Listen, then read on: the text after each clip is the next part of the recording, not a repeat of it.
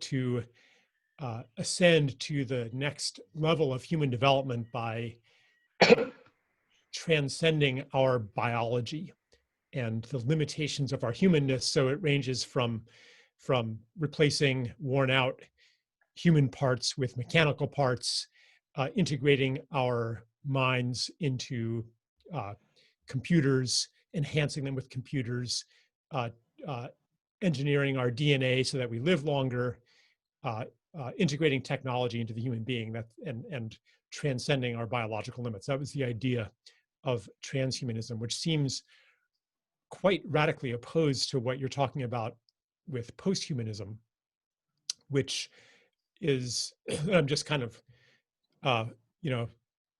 getting steady on the ground here with a few basic, not definitions, but just some grounding, so posthumanism, being in a trajectory from, I guess you might call it prehumanism, or the idea of that the most important thing lies outside or beyond the human realm, in the realm of the divine. So that would be a pre-modern conception, then which was then supplanted by humanism as an external divinity was rejected in the mechanistic worldview. Like, where then is the locus of the sacred or of the meaningful in a mechanical universe? Well, it's in the human being. So it's kind of like the sacred migrated from the heavens into the human realm, which I think, in many ways was a very positive development, since the, well, we all know what has happened in the name of an external divinity. So that would be humanism. And so posthumanism then is to take another step beyond anthropocentrism and say a lot of the sacredness that we have arrogated to the human being is actually bigger than the human being, not external to materiality, but in materiality, in the animal kingdom, in life itself, and maybe even beyond what we think of as living beings. So that the human is no longer the center of sacredness in the world. And I think that I wanted to relate that a little bit to, just earlier I invoked modernism and how humanism necessarily comes out of modernism, with its rejection of any non-material agency that participates in the world.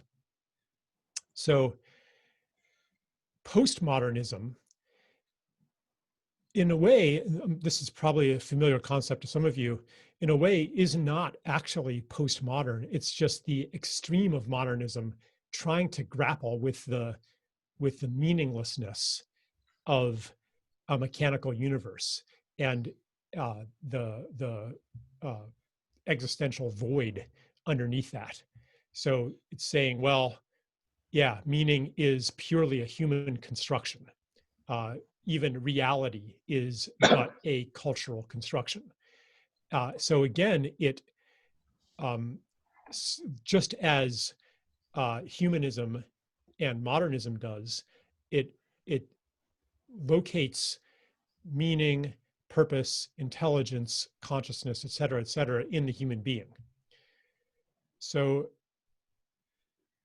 I want to just explore that, the idea, like, just to ask, is what we are working with in terms of posthumanism, is this really posthuman, or is there still a lingering anthropocentrism in it, just as postmodernism still has, is still actually an extreme of modernism? And I think that, and by the way, I'm not like wanting to throw out every distinction between the human and the non-human, or the idea that there are uniquely human gifts, like even if that distinction breaks down under close scrutiny, the way that it breaks down is still really illuminating. So I think that it's totally fine to posit various ways in which human beings are unique, because even if animals use and modify tools, et cetera, or even if, as I was said in one of the posts, if we are not the only beings to exercise symbols and to communicate symbolically. This is, I invoked Stephen Herod Buhner, who talks about the, like really how different is it when plants and insects communicate with pheromones? How different is that from how human beings communicate with words, when the words are actually bodily acts and the understanding of the words is a bodily act? How is that any different from a pheromone floating around and latching onto a receptor? Like the pheromone is a representation of, in a sense, a representation of the desire of the other insect to mate. So how is that different from the way humans use symbols? So yeah, we could validate that and also say, but also, it does actually illuminate something to look at the human use of symbols as special or unique, because certainly we have used that to create things that have not been on Earth ever before. And the rate at which we are generating what at least seems to be novelty is accelerating. Technology evolves a lot faster than biology does, which is one of the threats to the planet. This is a point that Daniel Schmachtenberger makes really well, saying that if it's a competition between lions and gazelles, and the lions evolve to run faster and the gazelles evolve to run faster, neither of them is evolving faster than the others. So there's a balance that is maintained. But human beings, with our technological evolution, can outstrip the rest of nature.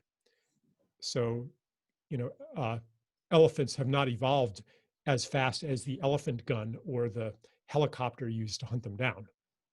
So I do think that these distinctions are fruitful. But anyway, nonetheless, when I've been thinking about 4E's, extended, embodied, enacted, embedded cognition, still the human is at the center of all of this. So the extended cognition that involves made artifacts that interact with neurons to comprise a larger brain, in a way, or a larger mind that includes human and artifact. Like that still has human as an essential part of it.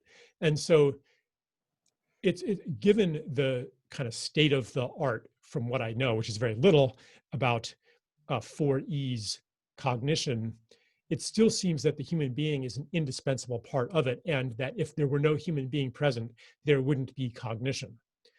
And that goes along with the postmodern view that without the human being, there's no such thing as consciousness, intelligence, reality, even. So there's still a lingering anthropocentrism, and I hope I'm not mangling current philosophy on this. I probably am, but anyway, I wanted to say this to set you up with a really, for me, what was a really intense psychedelic experience that I had when I was 22. That did not involve drugs. Those were my other psychedelic experiences that I had. But this particular psychedelic experience did not involve drugs. It involved mathematics. And it, in my mind, forever put to rest the idea that intelligence, order, purpose, design are functions of the human being, or functions of an external creator, or something external called spirit, that infuses materiality with qualities that we all recognize as existing in materiality and that we all experience. And that actually recovers a pre-humanism, like recovers a maybe indigenous state of perception that did not excise sacredness from materiality, and in which God was not something separate from the world, lording it over, but was an immanent quality. And so, yeah, I came to this through mathematics, and I'd like to share with you a video of it's called a Mandelbrot zoom.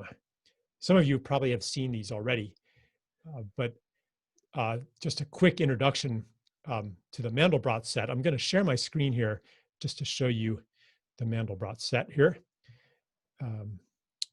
Share screen. Okay, there's a picture of it. Share. Okay, so this is on an XY coordinate. So every little black dot, every black part of this this object is in the set. This is called the Mandelbrot set. And if it's not black, that means it's outside of the set. And if it's and the colors merely portray how many times you have to perform the calculation to know that that point is not in the set.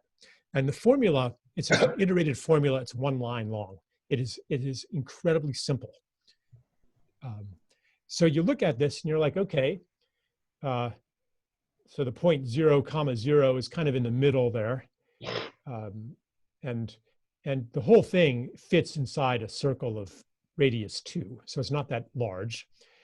And you wonder, okay, well, you know, there's all these bulbs and stuff, but what's going on the edges of this set? It looks really complicated and weird. So what mathematicians began to do in the 1960s is that they would use computers to calculate more and more precisely what the boundary of this set looks like. And so I'm going to show you the zoom. I'm going to show you basically is zooming in on one little tiny piece of that set. I'm going to stop sharing my screen here. How do I do that? It's up top, I believe. Arthur, would you mind muting yourself there? Thanks. Up top. You see it at the top of your screen, stop share? No? I don't know. No, not you, Arthur. You see me? Guys, should it be up there, up top of the screen? Stop share? Oh, hold on. I think.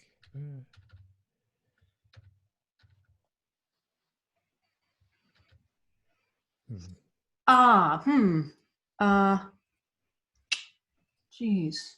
View options? Maybe click on view options? Okay, hold on. I'm just, let's see here. This is unexpected. Zoom, join a meeting, sign in,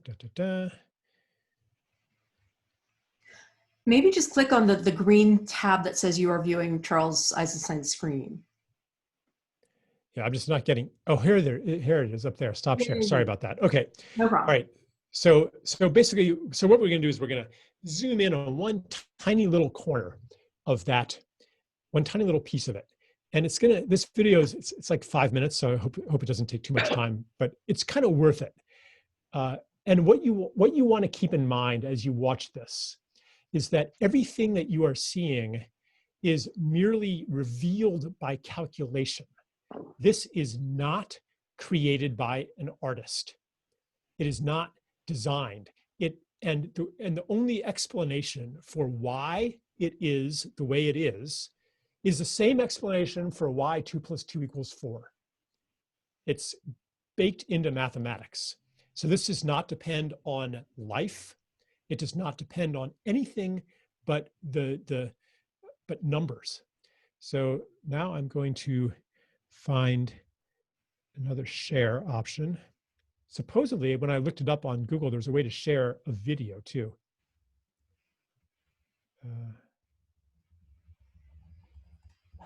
But maybe I just have to do share screen. Okay, let me know if this how well this works here. Okay, I'm going to share this again. Now I'm going to go. Okay. And hopefully, Zoom will make it look cool on your screens. Here we go.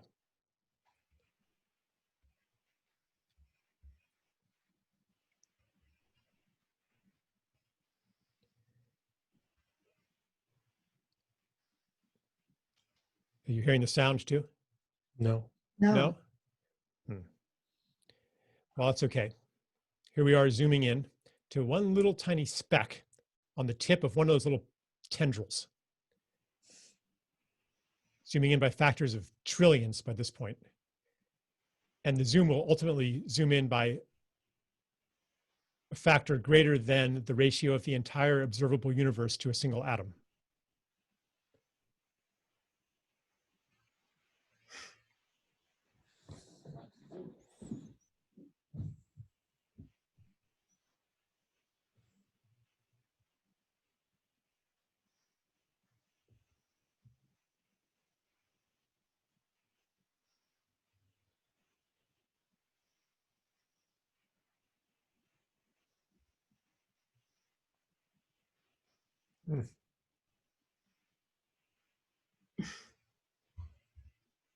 Look, there's a mini one right there.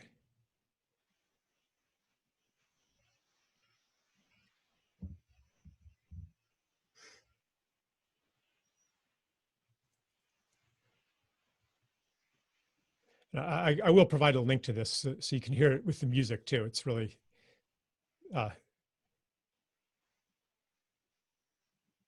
as I said, trippy.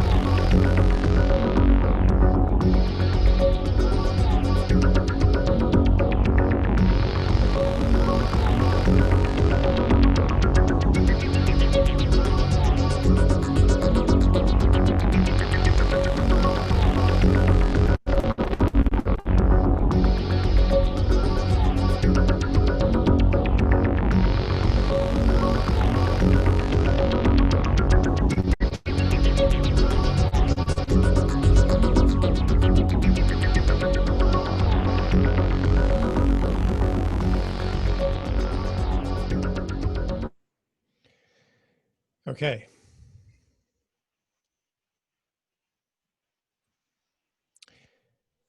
So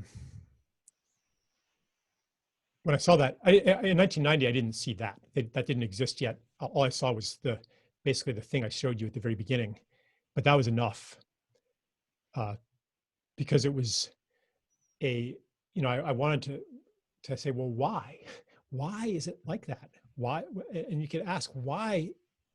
There is no why. And it short circuited my reductionistic uh, ambition to find, like, my mind programmed by modernity wanted to find a simple explanation underlying all the complexity, and that didn't exist. So it was it's the Mandelbrot said is sometimes called the thumbprint of God, because it's like we that zoomed in on one little itsy bitsy part of it. If you zoomed in on another spot, you would have an entirely different experience. Like, you would have entirely different structures. So here we have, I mean, it's not like here, this speaks a little bit to the form content distinction that was also going on, um, where there's part of the uh, human centric myth is that uh, the universe is just content, basically, and we impose form onto it, either through our hands and our technological means or through our minds, by arbitrarily dividing undifferentiated, or dividing reality up into concepts and meanings and stories and so forth. But here it's happening all by itself.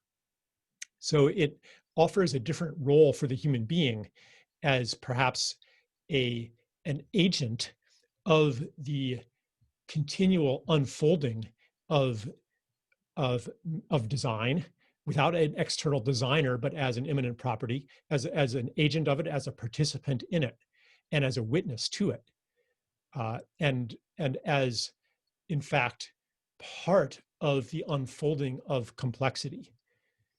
And I was also would want to say the unfolding of life, and it speaks to the the question, what is the purpose of humanity? Because we need to answer that question to replace the old answer of, in the absence of an external divinity, to impose beauty, order, intelligence, design onto the world. Like, we are the new God, essentially, in postmodernism, or and in modernism. We replace Jehovah. Well, what I think we're really reaching toward with posthumanism, and what the Mandelbrot set suggests to me, is that this uh, usurpation is unnecessary, and in fact will only result in uh, uh, restricting and limiting the unfolding of life. Uh, and I'll just say one more thing, maybe, and then open it up to discussion, I guess. I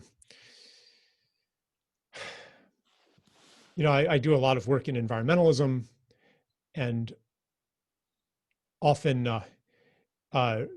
encounter the idea that Earth would be a lot better off without human beings. This actually also is a form of human exceptionalism that basically says, well, unlike every other species, we don't really have a valid purpose here. Well, what is the purpose of other species, if not to contribute to life? The purpose of life is to make more life. I mean, this is true in just like the reproductive sense, but it's also true if you look at the history of Earth, that each innovation in life creates conditions where even more life can develop. And going back to the primordial soup and the several billion years of prokaryotes, and then eukaryotes and multicellular organisms, building and building complexity, flowering plants, and now to human beings, and to the new level of complexity uh, and nonlinear feedback and emergence called civilization, it's pretty obvious that we are part of this ascent of complexity. And I'll say also I'll invoke one more of the dualities that have been mentioned, the matter spirit duality. And I can't remember who it was who asked, you know, who, or, you know, at least mentioned, like, well, what is even spirituality? When we're like, can we recover something called spirituality when we no longer assign it to an external God, and um, no longer abdicate it in the interests of humanism? Like, how can we bring it back?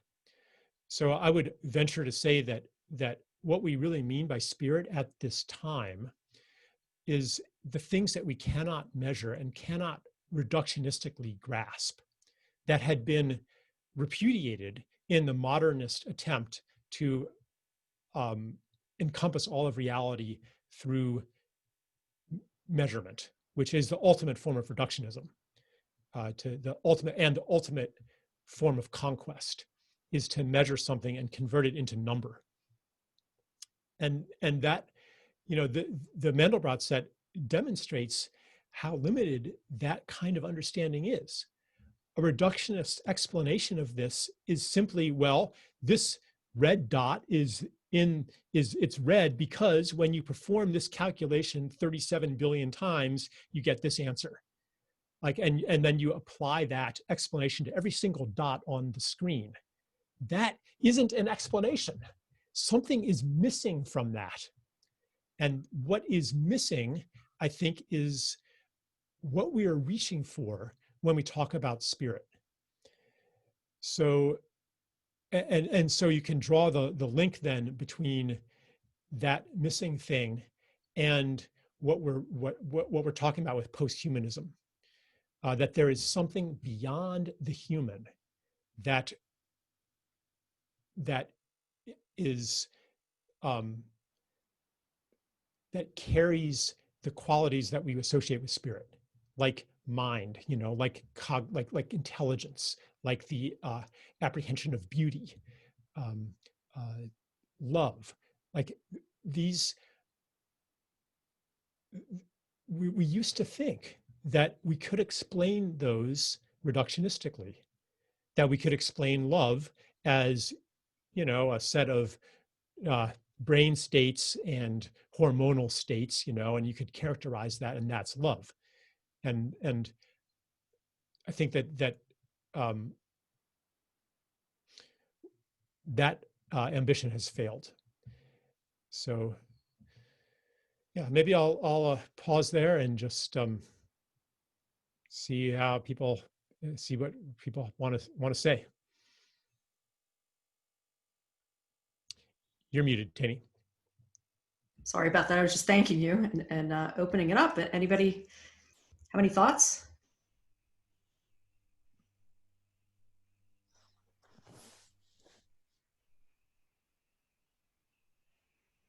Wendy? So thank you so much. Is it Charles? Yes, Charles. Yeah. So it's incredibly thought-provoking and an interesting way to approach the problem. It's almost as if there is that loves a form that goes beyond our capacity or our organizing principle, and the kind of residuum beyond which our reason or our own explanations make sense. And that seems to suggest almost like spirit is in the vanishing point, or, you know, that we can always close in on it, but can't quite achieve it. And so I'm puzzling over that. I'm not allergic to humanism, actually. I'm just going to out myself there. But the aspiration to there's something very compelling about the definition, but also something that I guess remains human-centric vis-a-vis. It's just the thing that's beyond our grasp. And as our knowledge and our technology and our maths and our comprehension of the known universe expands, it might not expand as fast as the biology of the universe, to use that amazing analogy between technology and biology, but it's always growing. And so then we understand the next thing and the next thing. So then it does sort of define spirit vis-a-vis like what we don't know yet. But there was another portion of how you articulated that was more like, yeah, a principle of knowing, or a principle of thinking, or a principle of loving, or a principle of order that doesn't have anything to do with our conceptualization or access to it. But there's like a little bit of tension there. So I just wanted to press on that with curiosity and delight and hear what you had to say about that.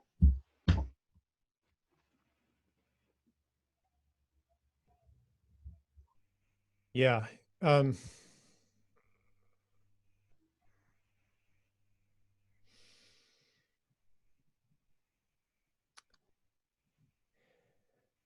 One thing that might apply to that,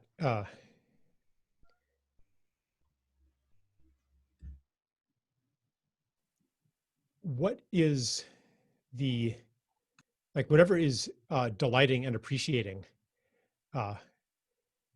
is that only humans that perform that function?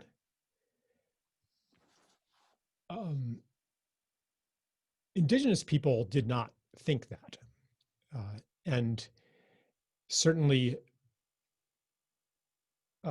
located all of the qualities that humanism identifies kind of, implicitly as special to the human being, but recognize those qualities far beyond the human being, and might have said the human being is one way that those universal qualities are expressed, but that even the witnessing function is also not limited to human beings. Like, in a sense, we're not special, except that every species and every being is special. But I feel like I think there's some thread in what you were asking that I haven't picked up on. Can you like rephrase or follow just?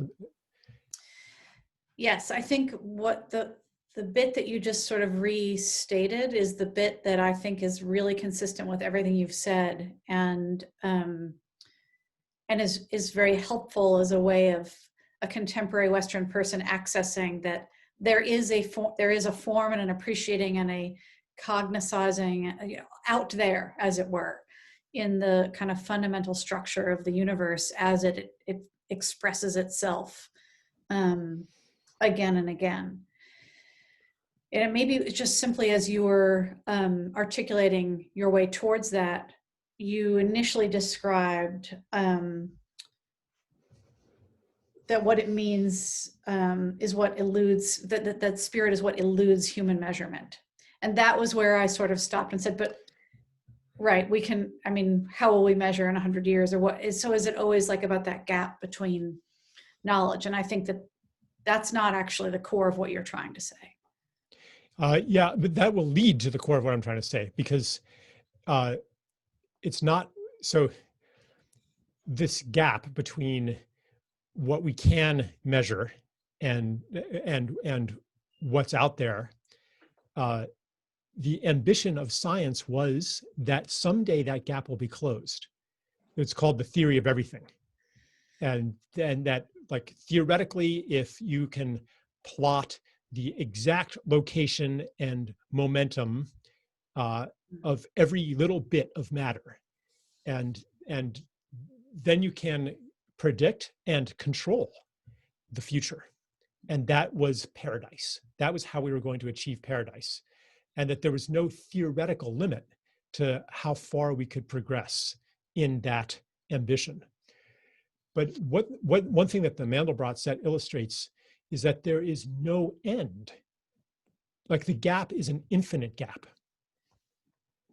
And it's like, in my first book, actually, the cover art was a Peter Bruegel painting of the Tower of Babel, which I took as a metaphor for the attempt to attain the infinite through finite means.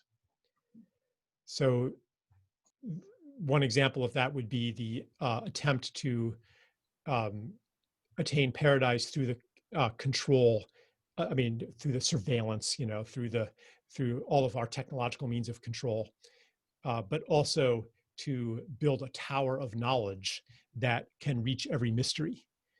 The thing is, like, no matter how high you build your tower, you never actually get any closer to the sky.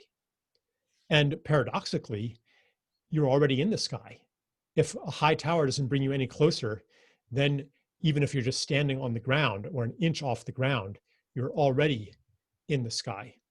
You're already there.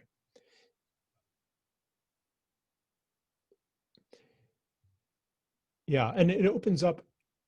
I mean, I see like this whole inquiry that we're all in as the striving to find another answer for the role of the human being. Because the story of the Cartesian story, to become the lords and possessors of nature, has carried civilization for several hundred years now. And that mythology is collapsing. It can't carry us. We can't derive meaning from it for our own lives as people 2 generations ago could. Like, a meaningful life was one that contributed to this grand project of mastery. And that has broken down. I mean, the ecological crisis alone is showing us that it is bankrupt. But I would actually say that the social crisis is even more primary. Like the rising rates of addiction and suicide and depression and chronic illness and so forth, loneliness, the crisis of belonging. All of these things are pointing to the necessity to find another fount of meaning that can only come from our basic mythology that says, why are we here? So we are, all of us here, working in the rubble of the collapse of the tower. And post-humanism is, I mean, the very word implies a question of what is a human?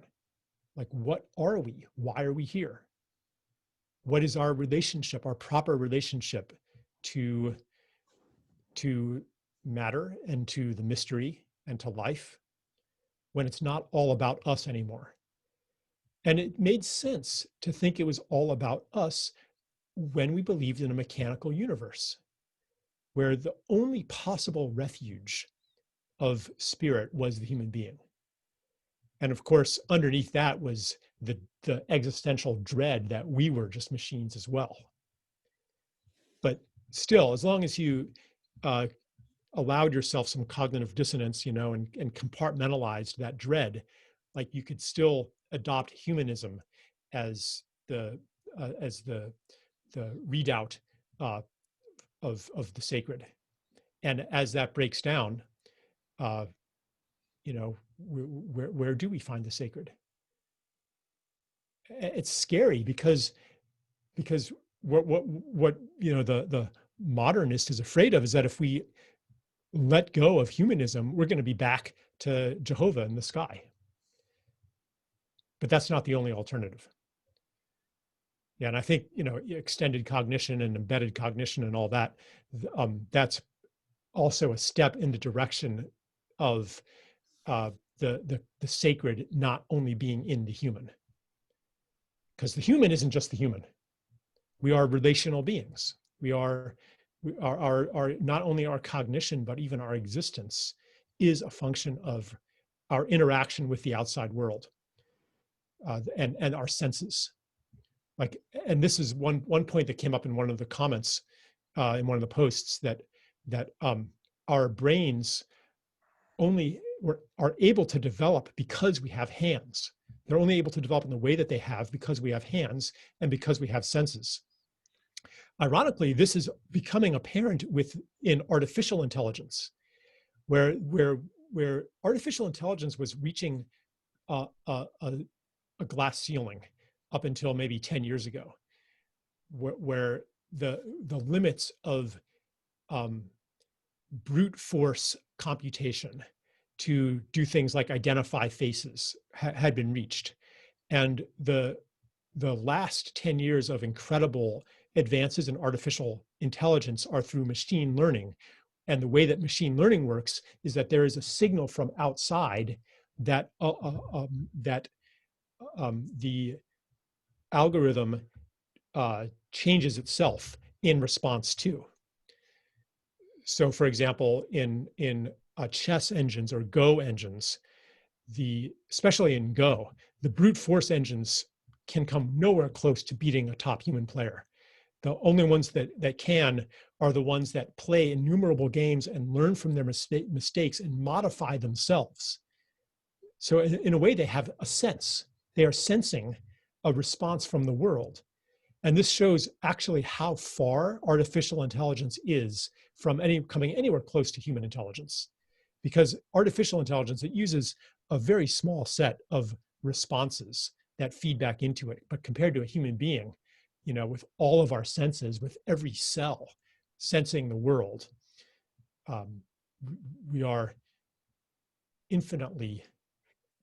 we infinitely surpass artificial intelligence.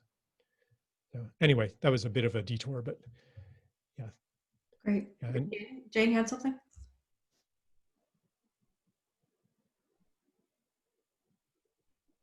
Thanks, Charles. That was really great. I don't know if what I'm going to say, it's maybe a small point, maybe it's a big point, I can't tell, but it's more, it's about what we call, the words we use to call the phenomenon that you're showing us and pointing us to. And I was tripping a little, not in a good psychedelic way, but like resisting tripping upon the purpose word. So yeah. like, is the purpose of life to repeat it, to make more life? Or maybe purpose isn't the right word. Maybe there's no purpose in a strong sense of like a goal that's prefab. It's like striving towards a prefabricated goal. Maybe instead of purpose, it's more like, I was trying to think of what word it would be. Like, instead of the purpose of life, it's more like a tendency or a directionality or a fragile propensity or something. So that's the first thing I want. But then it also came up because it's not like the world is purposive and that I'm saying this, I don't know if this is true, but it doesn't seem to me like the world is purposive and then we are a manifestation, we have our own purposes. It might be like what we call purposes are the human version of this cosmic tendency towards leanings and propensity, directionality or something. And then the same thing, I got tripped up a little on the cognition thing because maybe again, cognition is a distinctively, or it's what we're used to thinking of our engagements with other things and learning from them and becoming vulnerable to them and changing in response to them. We tend to think of that in terms of cognizing or cognition, but maybe there's another word for what goes on and we're participating in that larger process, like vulnerable engagement with, that's self-risky. I don't know. So all I'm saying is that the purpose word and the cognition word seem to be not capacious enough to capture a big thing that's happening that we're part of, rather than we're the model for, and then the big world also does it. Mm-hmm. Yeah. Yeah. Yeah. I think I understand what you're getting at here. Yeah, like these concepts that we're using, in our English language, especially, they are so freighted with the accumulations of modern reductionistic thinking that it's hard to even understand. In fact, maybe these words are not even going to are are traps. Like maybe they prevent us from even understanding where we're trying to go. Because like purpose, how do you conceive of purpose without an external purposer, without an external agent? Like what does purpose even mean when it's an immanent property of a system? And so maybe a word like tendency or intention, intention would be an interesting word to pick apart. Maybe something like that actually better represents what I'm talking about. There's another mathematical object called Langton's ant, which basically it's a grid, and you have a little ant marching around the grid, and every time it reaches a square, if the square is black, it turns it white and turns right. If the square is white, it turns it black and turns left. So it wanders around turning squares from black to white, white to black, and it creates these really, for a while, if you started off on a blank canvas, it creates these interesting symmetrical patterns and stuff. And then after about 10,000 steps, it begins creating basically a highway to nowhere, like a highway off into infinity of a certain 104 step iteration. It goes off to infinity. It's completely deterministic, okay? Yet, no mathematician has ever proved that it will always, given any starting canvas, not just black or not just white, but any pattern at all, no one has ever proved that it will always end up creating a highway to infinity. So it seems like, and it may be the case that is an unprovable proposition, that it's only true because it's always true, and that there's no reductionistic reason why it's true. So here's something that looks an awful lot like purpose, yet, and that cannot be reductionistically captured, yet there's no external thing imposing that purpose. And this looks an awful lot like, this is a super simplified version, but I mean, look at so many mechanical and biological systems. They get more and more and more complicated, or more and more complex. And it's just so hard to deprogram the mind from, well, okay, God set it up that way, or there's this loving intelligence that is behind all of this and the source of purpose. To actually go from there to say, oh, maybe it's the loving intelligence is all of this, that it's even more wonderful than some incredible artist designed that Mandelbrot set. It's that is just the way reality is. So in a way, what you said leads me to say that the concept of purpose is actually a shield, a veil that we put between ourselves and the immanent divine nature of reality. Yeah, could I jump in on that? Can you hear me, Charles?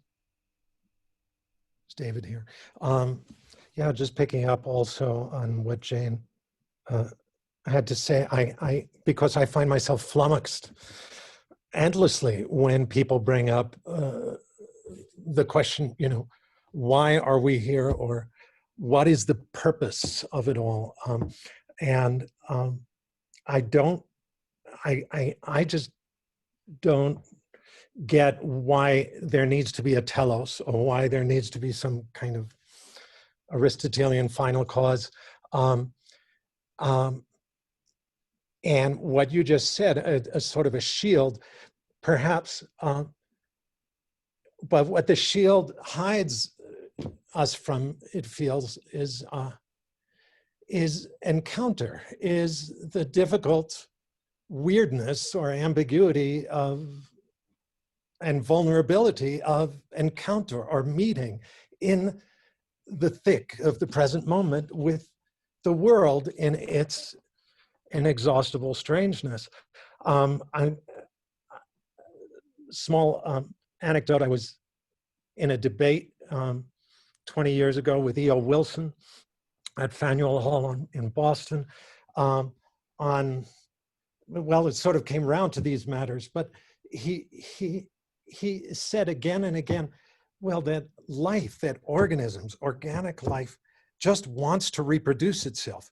That the purpose of a living organism is to reproduce, and I hear that so often from my biological friends, but I find that itself very, very strange, because it seems to me life would never want to reproduce if there wasn't something really delicious about being here.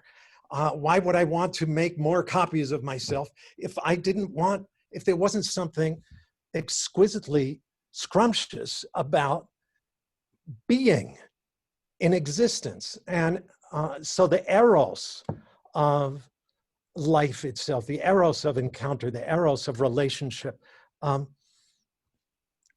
it seems to me what the question of purpose hides us from, and seems to, lead us again toward not a first single cause, but now, a single purpose, always blocking the multivalent weirdness of, the multiplicity or meaning arising just from meeting.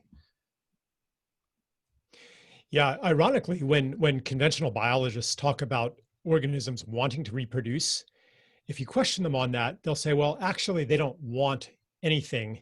It's simple chemistry. And the ones, going back to Dawkins' selfish gene theory, it's just that those molecules that reproduce better and more accurately, they tend to dominate the other ones.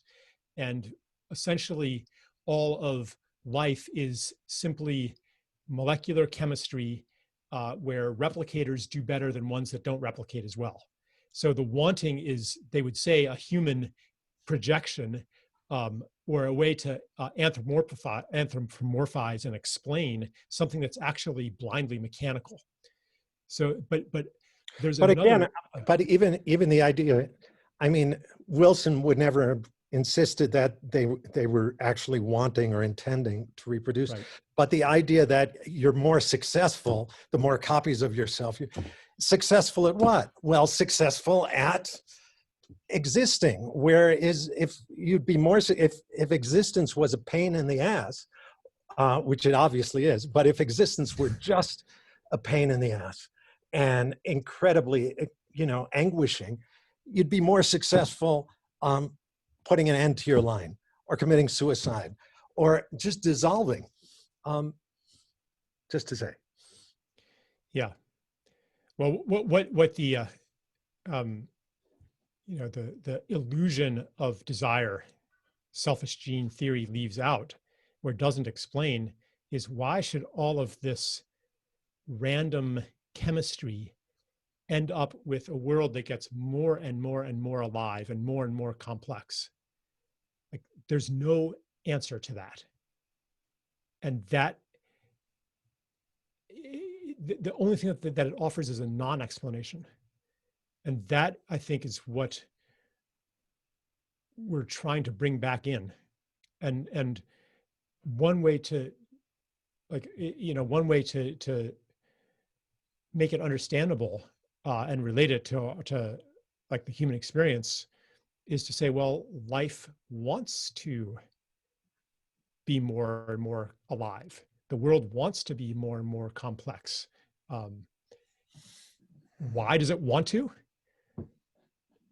That's like you're trying to contain a greater in a lesser by even asking why does it want to.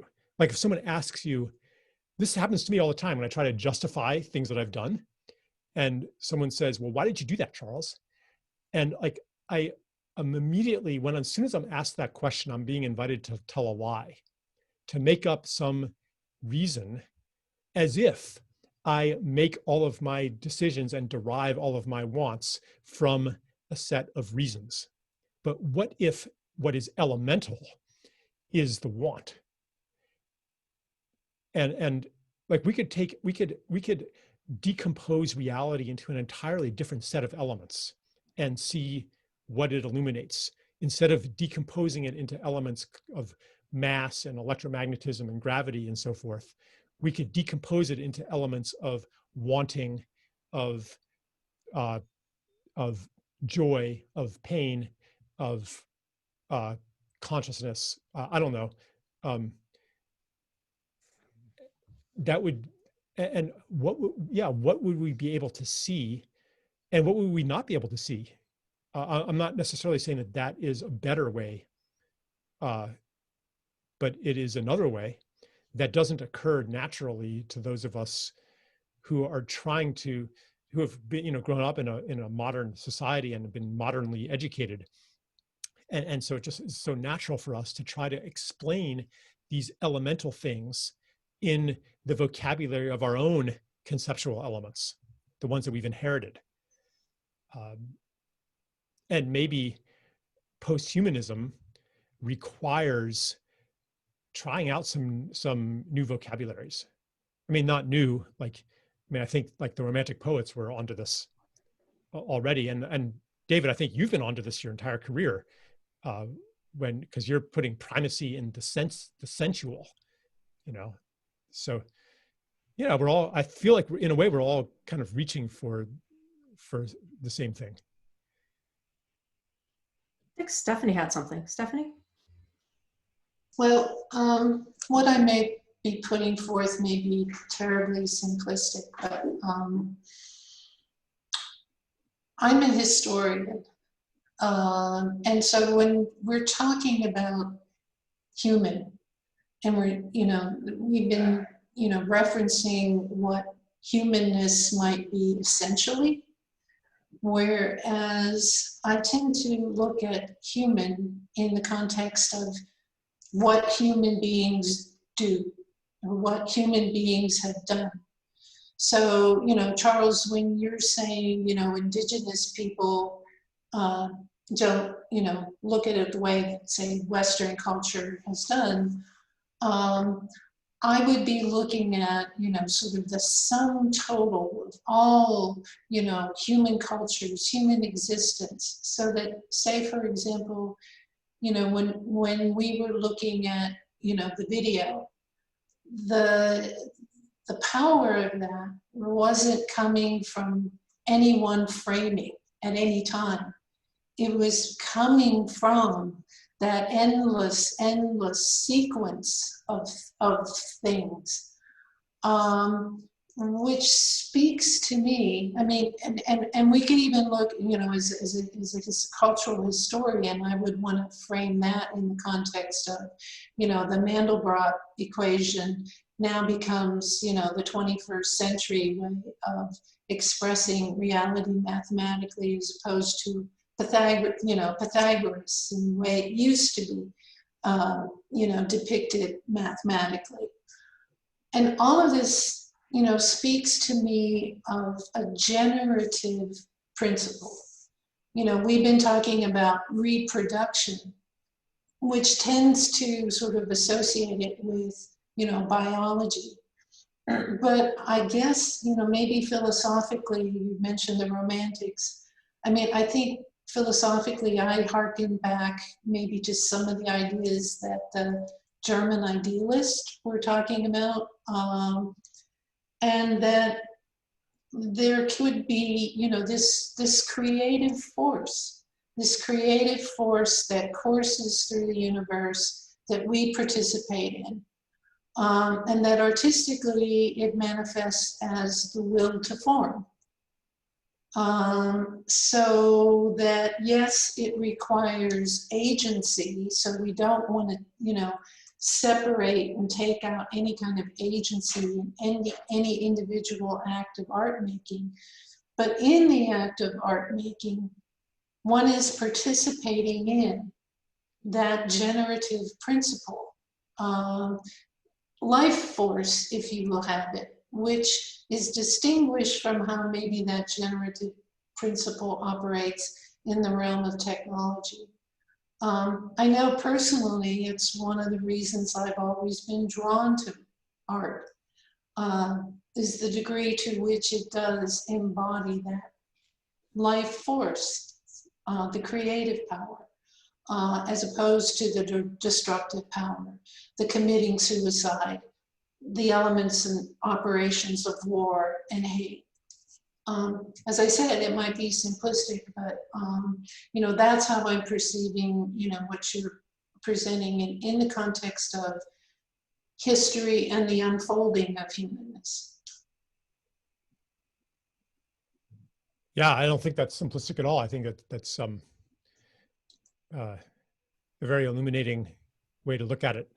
I'm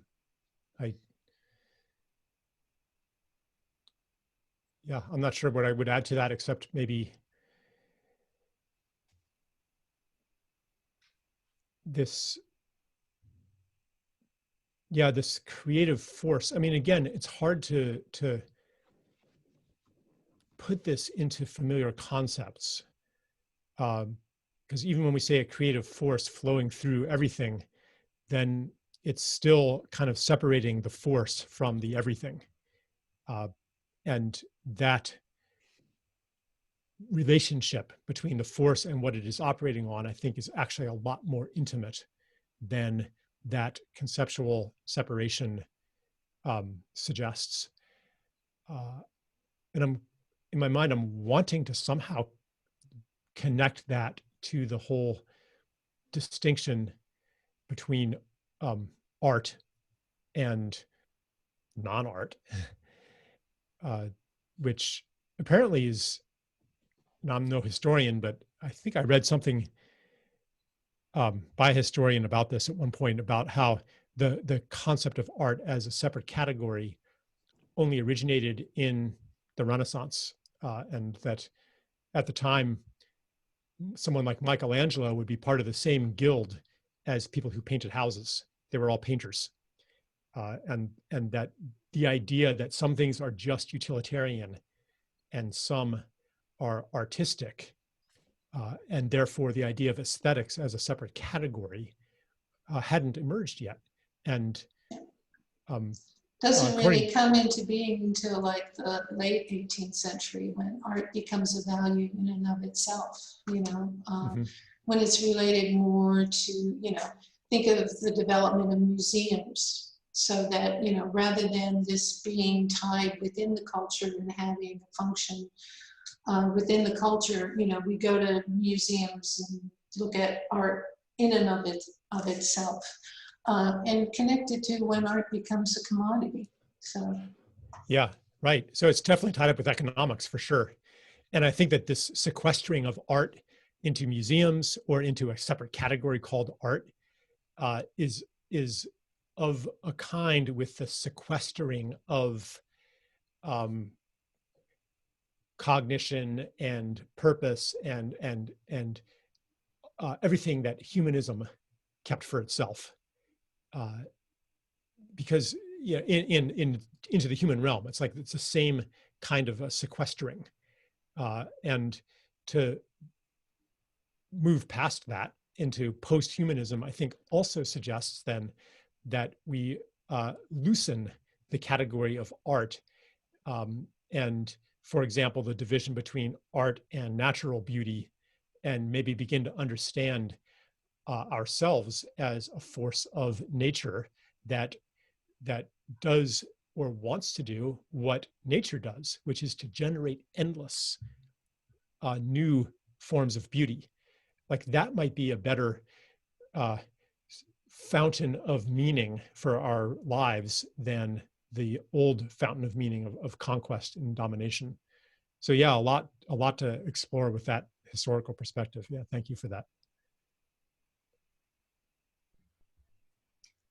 Anyone else? I was thinking maybe we could get some of these comments that are coming through in the chat onto the video. Carrie, you wanna tell us what you wrote? Oh, sure. This was going back to David's comments on things. I'm trying to rewind a bit about I'm just going to use the word kind of pleasure of right, sort of meeting in the in the material world. And it just reminded me of some of the arguments that Elizabeth Gross makes. She has a couple of wonderful books that I think all of you would be really interested in if you haven't read them already, because they are about this kind of fundamental idea of aesthetic emergence. What is sort of the impulse behind artistic, or organismic artistic power? And anyway, she kind of argues that we need to see pleasure at the center of reproduction, rather than relying on these kind of sociobiological ideas that we're just trying to reproduce replicas of ourselves for survival, quote unquote, in an evolutionary sense. But she also, I think, really importantly insists on the point that we might productively see reproduction proper as the main engine of difference in the world, not as an engine of sameness, biological reproduction, that is. So that also kind of, of course, a focus on reproduction can be very heteronormative. It can be very problematic in many ways, but she does sort of get us thinking about how it is an engine of difference, right? And we tend to value difference sort of more than sameness. So that was just, I just sort of wanted to mention that as another person who's, I think, really helpful along those lines. Mm-hmm. Yeah, I was just thinking as you were saying that about pleasure, and when I think about chemistry, and I'm reading about how RNA works, and how like the different chemicals lock together, and it's like I think that they are feeling a lot of pleasure. Like there are these proteins, and there's a receptor for this protein, and it has to fit the exact geometry. And so you have these thousands or millions of different proteins and different chemicals all swimming around, and there's the receptor site, and it has to, just the right one of those has to hit that receptor site at just the right time, at just the right orientation. And when it does, like this would be an example of what if we see pleasure as one of the elemental qualities of reality and build from that. Because really, like, does reproduction have to be that pleasurable? I mean, I think we'd probably do it anyway, even if it didn't feel quite that good, to reduce it to an instrument of reproduction or of the satisfying of needs. It's, yeah, like you can order reality that way, but you can also order it the other direction. So this would be a fun thing to think about. I haven't thought about it much, but yeah, delicious idea. Thank you for bringing that in. I definitely want to get this point about grammar on the recording. Wendy, Jane, you guys want to just chime in there? Wendy, you should start. Actually, as I think about this, I think that you are one of the people whose work has inspired this thought, and I wasn't aware of it as it came to mind, but this sense that grammatically we have a hard time even indicating, except through, I mean, object-oriented ontology has tried to help here a little bit, right? With knives cut bread, or dams hold back walls, or so we grammatically locate agency in places that conceptually we don't locate agency, but we're also thwarted the other way, right? Where when we're trying to express something like purposiveness in itself, I footnoted Adorno and Kant here in the chat for whatever it's worth, that we have a hard time, again, kind of coming up with a language that doesn't say that something is doing something to something else. And so this is back several loops of conversation and something that Charles was trying to articulate around maybe doesn't make sense to talk about an agency expressing a will, or but the will expresses itself through many permutations or variations. I can't think of a better way to put this, but anyway, that was my point. And then Jane, maybe you want to bring up your point about middle voice. Yeah, I stumbled, I'm no linguist or anything, but I stumbled across this grammatical form called the middle voice, which I guess Sanskrit and ancient Greek have, but English really doesn't officially have, even though we have ways of working around that and expressing. And the middle voice is like, it's otherwise to like a passive voice, which is something happened to me, or the active voice, which is I did something to an object. And I started to think about most of my, quote, my activities are neither active nor passive. They're always best, they probably should be expressed in the middle voice, meaning that they're always actually, an example of the middle voice would be like, I be walking, or I've been working on Walt Whitman, like, I sing the body electric. It's like you're already, like whatever you're doing has already been lured into it by an ongoing process that you're already in. And then you add something or give a little twist to it, or you inflect the ongoing flow. And we don't have a really good our grammar is set up for active passive.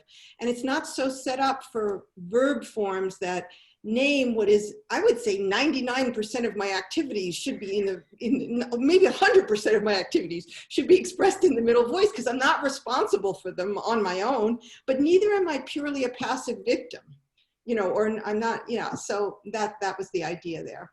I threw in the chat just the ridiculousness that in English, the only way we can really say I broke my arm is I broke my arm, as if Yeah. Your arm. Who would do that? Who is this I that is breaking my own arm? But that's the difference between verbal language and visual language. Right. I mean, that's one of the, possibilities within the visual arts. It's not I am thinking this, but there's thinking going on there. Yeah. There's a multiplicity and an all-at-onceness about the visual arts that becomes very satisfying in that regard, right? Charles, do you want to have any response?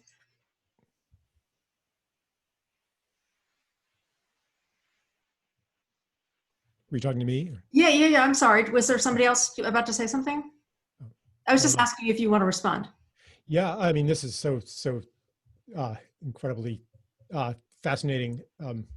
This came up on on the blog too, about the Rio mode, and I think all of this is this exploration is inevitable as the modern self dissolves, the Cartesian separate self, because when we understand, say, well, even like the dam holds back the water, it seems like we're ascribing intentionality or agency to an inanimate thing. But when we understand the dam as an extension of a human intentionality, or dam and human as part of a larger intentionality, then that locution no longer seems to be such an anthropomorphic error. And so really what it comes down to, like this middle voice, I think it flows from the question, who is doing the doing? What is who is the agent here? And modernity, in many ways, even to the economic level and the technological level, is founded on a pretty distinct subject-object duality, where the world becomes an object and humanity becomes the subject. The world is an object of manipulation, and that change happens through the exercise of force. Even war mentality actually develops from this basic us-them conceptualization, which you could trace back historically at least to agriculture and domestication, or even further, perhaps. So yeah, I don't think that these linguistic puzzles they're not easy to solve because they draw on such deep conceptual prejudices. I will say though, I think that we can get some ideas maybe from ancient languages, as one of you cited. I can't remember which one of you was talking about ancient Greek and the middle voice. I was a translator of Chinese in my 20s and noticed how parts of speech were so much more fluid, and that there was not always a distinction between passive and active voice. There was a lot a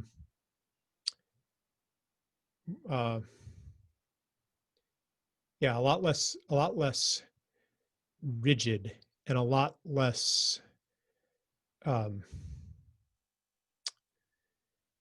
the categories it imposed on the world were much fuzzier. It's hard to it's interesting to see actually even how the English language has been changing to reflect the slow dissolving of the modern self. For example, people saying like all the time. It's like we're hesitant to say that something is anymore. So we say like, it's like. And this is thought of as like a peccadillo of young people's diction, but it's actually maybe coming from a recognition of really what motivated Daniel Bohm to talk about the Ria mode. I mean, that's coming from his, physics work, where the subject, object, observer, observed duality was breaking down. Like that's what I think motivated his linguistic explorations to begin with. So this translated into the vernacular is, for example, like. It's like, it isn't a thing, it is like something. And like is a signifier of relationship. Of metaphor. I've noticed even like highly educated people, sometimes it seems like in order to sound educated, they're like, they're peppering their speech with a kind of, academics talk like that a lot. Which sometimes seems like they're trying to imply that there's so much more thought that they're unable to say right now. But I think also it is coming from a breakdown in the rigid categories of modernism.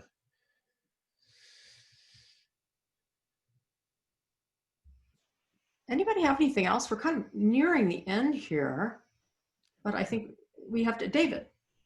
Yeah, there was one thought that actually does overlap with all this, but it was coming to me when Stephanie was speaking of what she was referring to as a life force that perhaps issues in or becomes a kind of will to form.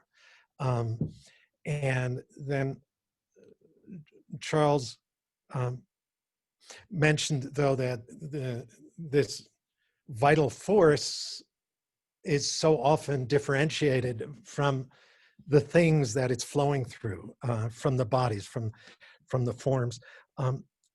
It was occurring to me that one way of not separating those, that I've recently been reading Bergson, who's the guy who came up with this notion of élan vital, which immediately got misconstrued as a sort of vital force that moves within and through everything.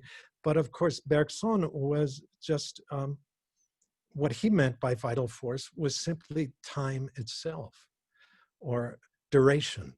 that it is the work of time, the activity of time is the ongoing generation of the utterly unexpected, the new, the strange. And if time itself carries that creativity, that creative oomph, then even when we say is, the mountain is there, the tree is there, but we forget that is a verb, and that simply to exist is a very active thing to be doing. So that, of course, the dam is holding back the water. The tree is slurping sunlight through its leaves, but the rock is very actively holding itself against the suck of entropy. That there's a sense in which, if we allow that time itself has that creative power, then everything is agential. All things are active. Yeah. Wendy, did you want to add something? I think that there's a few wonderful references in the chat. Great. But mine was simply one of the hats I wear is Shakespearean, and I was thinking about the late plays. If you know The Winter's Tale or Cymbeline or Pericles, Tempest doesn't do this as much. There's a 14 or 16-year gap that happens in these plays, and it's in that gap that the plays turn from Othello or King Lear, like they're just tragedies, and then they turn, the genre changes and they become places of magic and discovery and wonder. And in one of them, The Winter's Tale, Shakespeare actually played the role of Father Time. So there's this clever winking that the person who constructs the universe on the stage is the playwright, and here's the magic. Time makes this thing happen. And there's all sorts of ways in which I think the plays are actually thinking in a really sophisticated way about this. Again, it was just a footnote. Excellent. Okay. Anybody else, really quick? Arthur, you want to say something? Arthur, you're muted. Let me unmute you, Arthur. Okay, so we'll just have about 5 more minutes here. Unmute. Oops.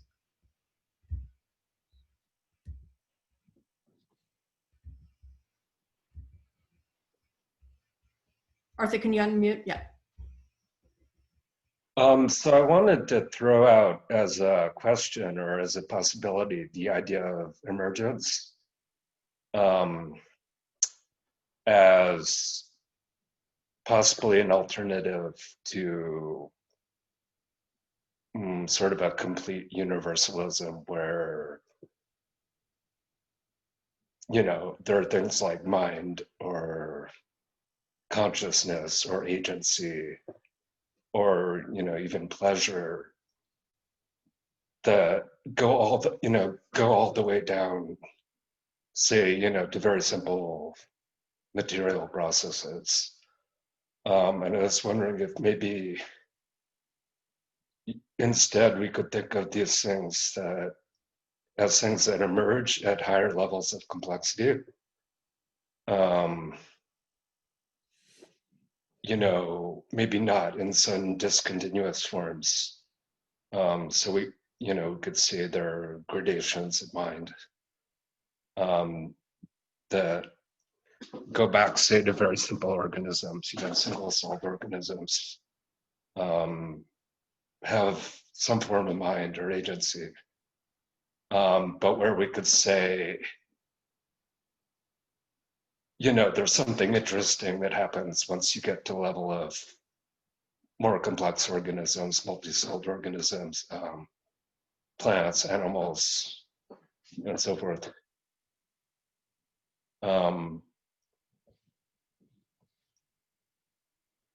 You know, just as a different dimension of thinking about interrelatedness. Sure. Not sure if that makes sense, but maybe somebody else wants to comment on that.